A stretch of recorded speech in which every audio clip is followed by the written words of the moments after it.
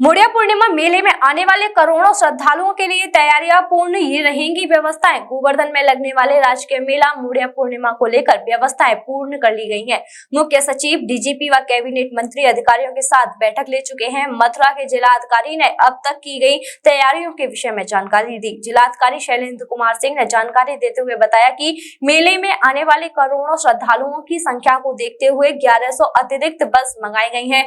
ट्रेनों का भी अतिरिक्त संचालन किया जाएगा। इसी के साथ मेला परिसर क्षेत्र में 60 पार्किंग की व्यवस्था की गई है। पूरे मेला परिसर को सीसीटीवी कैमरे से लैस किया गया है। तो वहीं दूसरी ओर पूरे मेला परिसर को 21 जोन और 62 सेक्टर में बांटा गया है, जिसमें मजिस्ट्रेट, मेडिकल टीम, बिजली विभाग की टीम तैनात रहेगी। अधिकारियों की 12-12 घंटे की ड्यूटी लगाई गई है और ड्यूटी पर तैनात अधिकारी तब तक अपनी ड्यूटी से नहीं हट सकता जब तक कि दूसरा अधिकारी ड्यूटी पर न आ जाए। इसके अलावा अति संवेदनशील स्थल जैसे राधा कुंड, मुखारबिंद और दान घाटी पर जहां भीड़ का दबाव अधिक रहता है, यहां पर विशेष व्यवस्थाएं की गई हैं और पुलिस फोर्स भी तैनात की गई है। दान घाटी व अन्य कुंडों पर चारों तरफ बैरिकेडिंग लगाई गई है, गोताखोर तैनात किए गए हैं और एक कंट्रोल रूम बनाया गया है जो पूरे मेला परिसर पर बारीकी से नजर बनाए रखेगा। उन्होंने कई राउंड बैठकें की है। एक राउंड माननीय मंत्री जी की अध्यक्षता में बैठक हो चुकी है, इसमें सभी हमारे जनप्रतिनिधि भी वहाँ के उपस्थित थे। उसके अलावा कल माननीय मुख्य सचिव महोदय ने भी मुड़िया पूर्णिमा के मेले की तैयारियों की समीक्षा करी है। हम लोगों ने मुड़िया पूर्णिमा में, चूंकि यहाँ का ऐसा पर्व है कि जिसमें सबसे ज़्यादा श्रद्धालु पूरे देश से, पूरे प्रदेश से और आसपास के प्रदेशों से बड़ी संख्या में श्रद्धालु जन आते हैं, जो विगत वर्षों का अनुमान है कि 1 करोड़ से ऊपर लोग मुड़िया पूर्णिमा में उन 5 दिवसों में परिक्रमा देते हैं। इस बार का मुड़िया पूर्णिमा मेला 15 तारीख से लेकर के 22 जुलाई तक चलेगा। 7 दिन, लगभग 6-7 दिन चलता है, जिसमें चतुर्दशी और जो पूर्णिमा का दिन होता है वो सबसे ज़्यादा भीड़ वाला दिवस होता है, इसमें सबसे ज़्यादा श्रद्धालु जन आते हैं।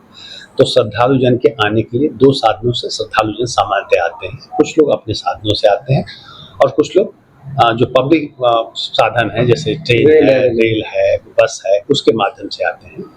तो जो रेल या बसों के माध्यम से आएंगे उनके लिए हम लोगों ने बसें लगाई। 1100 बसें हम लोगों ने मुड़िया पूर्णिमा के लिए, केवल मुड़िया पूर्णिमा मेले के लिए लगाई है, जो सर्किल में चलती रहेंगी और लगातार जो भी श्रद्धालु यहाँ से जिस स्थान से जाना चाहेंगे और वहाँ गोवर्धन तक जाएंगे और अपने गंतव्य स्थान पर उतर जाएंगे।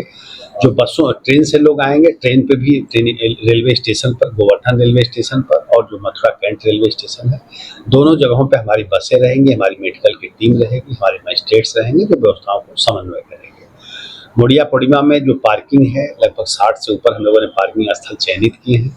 चूँकि मानसून भी इस समय सक्रिय है, बारिश भी होगी, इसका भी हम लोग प्रेडिक्शन कर रहे हैं। तो बारिश होती है तो किस तरह से पार्किंग को व्यवस्थित करेंगे, इसके बारे में भी हम लोगों ने प्लान तैयार किया है। तो जो लोग आएंगे, परिक्रमा देंगे, परिक्रमा के दौरान कोई असुविधा न हो, इसके लिए पूरे परिक्रमा मार्ग को हम लोगों ने सीसीटीवी कैमरे से कवर किया है। उसके अलावा पूरे परिक्रमा मार्ग पर स्ट्रीट लाइट लगाई गई है और पब्लिक एड्रेस सिस्टम लगाया गया है, जिससे अगर कोई व्यक्ति खो जाए, आपस में एक दूसरे को न खोज पाए, तो हमारे कंट्रोल रूम के माध्यम से हम उनको मिलाने का भी काम करेंगे अगर कोई एक दूसरे से किसी कारण से अलग हो गए भीड़ के कारण। तो इसके लिए कंट्रोल रूम हमारा जो है उसमें हमारे सीनियर ऑफिसर्स लगाए जा रहे हैं, जो राउंड द क्लॉक पूरे पर इसके मुड़िया पूर्णिमा के दौरान हमारा कंट्रोल रूम काम करेगा। कुछ हमारे संवेदनशील स्थान होते हैं जहाँ पर भीड़ का प्रेशर ज़्यादा रहता है, जैसे राधा कुंड हो गया, मुखारबिंद हो गया और जो हमारा दान घाटी है, ये सब ऐसे स्थल है जहाँ पर भीड़ ज़्यादा होती है। ऐसे मानसी गंगा है जहाँ पर लोग स्नान करते हैं। तो जितने कुंड हैं, हमने सभी कुंडों की बैरिकेडिंग कराई है। मानसी कुंड में लोगों को स्नान करने में किसी तरह की असुविधा न हो, वहाँ व्यवस्था की जा रही है। वहाँ अलग से अधिकारी भी हम तैनात करेंगे जो इन व्यवस्थाओं को देखेंगे। 12-12 घंटे के अधिकारियों की ड्यूटी लगाई जा रही है और उनको निर्देश दिए गए हैं कि जब तक उनका प्रतिस्थानी ना आ जाए वो ड्यूटी नहीं छोड़ेंगे। और उनकी ऑलरेडी ब्रीफिंग भी हम लोग कर चुके हैं और उनको अलग अलग जोन बांट दिया है। ऐसे 21 जोन और 62 सेक्टर में हमने पूरे मेला क्षेत्र को बांटा है। उन सेक्टर्स में, उन जोन में बिजली विभाग के लोग भी रहेंगे, सफाई के भी रहेंगे, हेल्थ डिपार्टमेंट के भी रहेंगे और मजिस्ट्रेट और पुलिस के लोग भी रहेंगे कि किसी भी तरह के किसी को सहयोग की जरूरत होती है तो सहयोग करेंगे।